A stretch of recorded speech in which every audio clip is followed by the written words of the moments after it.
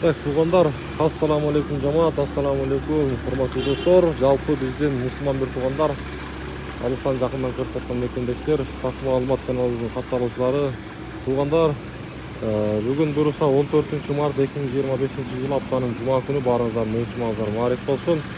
Адаттагыдай мен сиздерге бүгүн дагы ноокаттагы курстарды тааныштырам. Сааттын жебеси 11:20 болуп калды.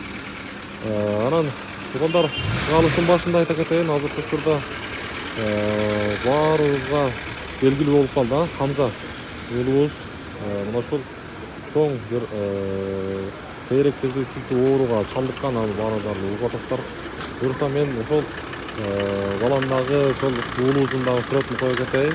Эгерде кимде-ким кайрымдуулук кылам деп турган болсо, эми баарыңыздар ошол жактан колдоо көрсөтсөңүздөр болот. Колуңуздардан канча жардам келет, 1 сом болобу, 5 сом болобу, 100 сом болобу, канча болбосун, ошол өйүп Рамазан айында ошол уулубузга жардам берип калайлы да туугандар. Андыктан буюрса акыретибиз үчүн ушул соопчулукту дагы жасасак, Хамза уулубузга дагы буюрса өмүрүнө жашап кетишине себепчи болуп калышыңыздар мүмкүн.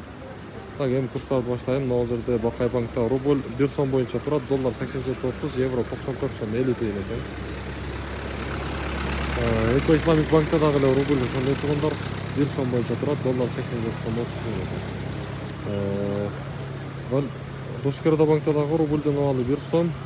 Азия банкта дагы эле негизи 1 сом турат туугандар. Обменниктерде дагы 1 сом боюнча турат. Андыктан буюрса мен ушул нерсени айта кетейин дедим. Сөзсүз түрдө группалар менен бөлүшүп алыңыздар чыгарышты.